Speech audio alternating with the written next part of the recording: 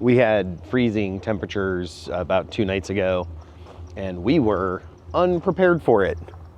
So we today are expecting freezing temperatures tonight or tomorrow morning.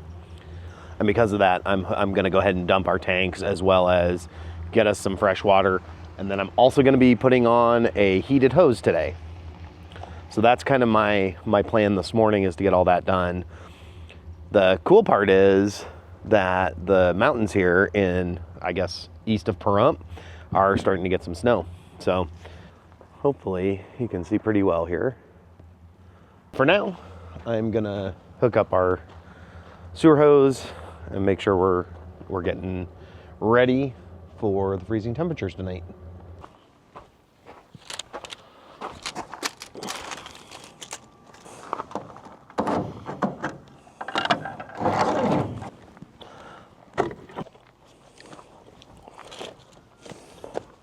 With that setup, it'll make dumping a lot easier as I get to it. Right now, we're finishing up showers and everything, but in a few minutes, I'm gonna go ahead and get our tanks cleaned.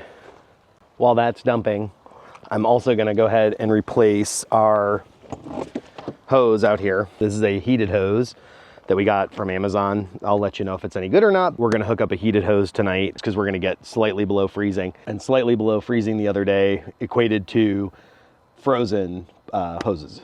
I'm gonna disconnect our filter system and just go straight from the hose to our rig. I'm gonna try to get rid of most of the water. I don't know if you can see me real well, but I'm holding the hose up, trying to get rid of most of the water that's in it. While that finishes draining. Who doesn't love the sound of Velcro? We got a pretty short hose here because we don't have a super far run. And I don't have a 90-degree deal right now, which probably is gonna put too much weight on this. Two things you're seeing here. One is I put the power on the coach side, and the thermostat is gonna be on the bib side. So I've got the hose hooked up now, and the last thing I need to do is get power to it. I've got a 20 amp on the pedestal that I'm going to use to do that. Okay, so we're all hooked up now. I'm going to flip this around. We're all hooked up now. So like I said, I'm sure that's probably too much pressure on there, but it's only going to be for a night or two. I need to have some extra 90s sitting around for this. There's a little bit of insulation in the water box. We did freeze the other day, and it wasn't just our hose. We actually froze in there. I've got like a little wire heater hooked up on the pipes down there, trying to keep it from freezing.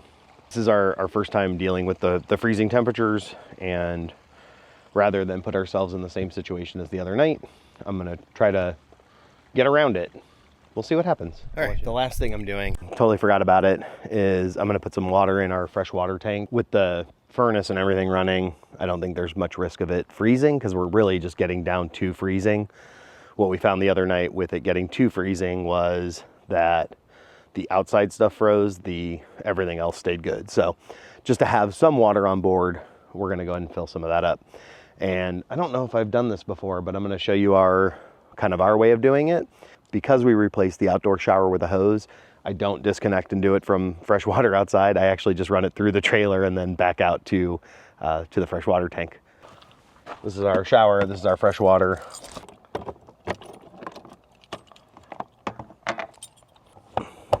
There we go. I'm gonna stick that in here. Turn it on. So, out from the trailer, into the trailer here. This has been running for about 5 minutes. I'm up to 60, 75%. So I'm gonna take that out. Whoop, it's all locked up. We now have water in the tank. We have 2 empty tanks for gray and black. Pretty decent setup now for tonight. Hopefully we don't necessarily get the super freezing. Rather than kind of risk not having water again, we're trying out some things. I don't know how visible it is by what I'm currently wearing, but it is a about 35 degrees outside. And last night, our furnace decided not to work. So around midnight last night, I woke up and it was very cold inside the trailer.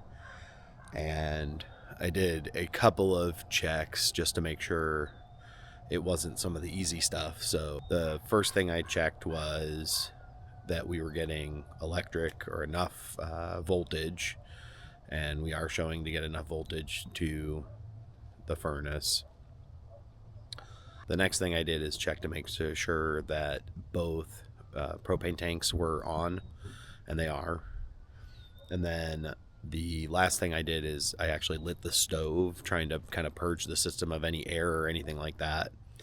And then I turned on an electric heater for the rest of the night. So it's still very cold inside. It's not quite warmed up yet, but it is at least not cold. We are heading out of Pahrump, Nevada today.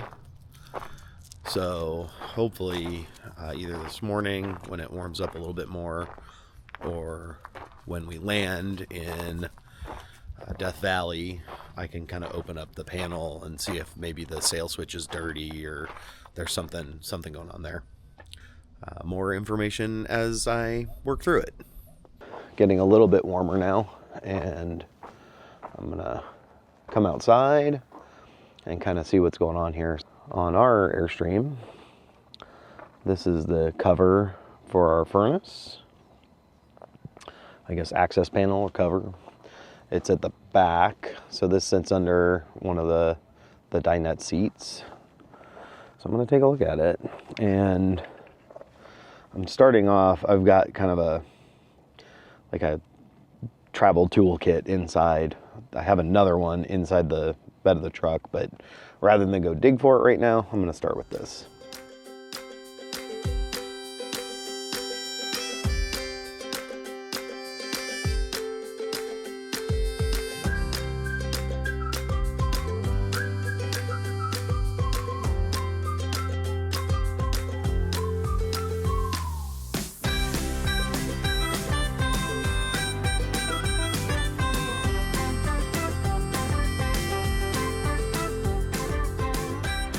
First thing you have to do is remove the vent. So the vent's here. It was held on by 4 screws, self-tapping screws. So that comes out. This is kind of our setup box. And so I've got it sitting right here. Now I've got to get this panel off. I think, there we go.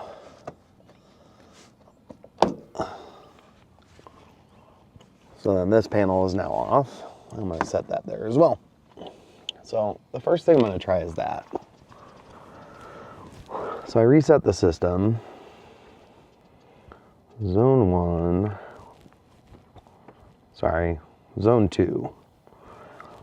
And I'm going to turn on the furnace.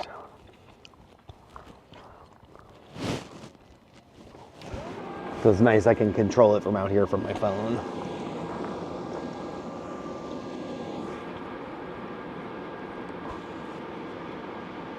Turning the zone off, it did not fire up that time. I'm gonna turn it off for a few minutes and try to do a hard reset. So I'm gonna turn it off for probably about 5 minutes here. I desperately wish I had hit record just now. So we went through a 5-minute shutdown and reset it. So there's sail switches right here, but we went through a 5-minute shutdown from the outside switch, and after that 5-minute shutdown, I came back out here, started my phone, and went into the furnace, and it fired up, and now I have heat again.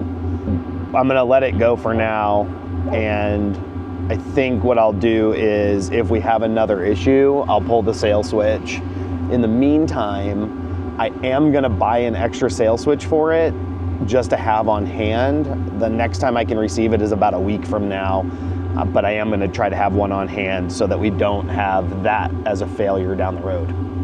Anyway, We're back to having heat again after, I guess, 7.5 hours, because it was about midnight is when I noticed it wasn't working.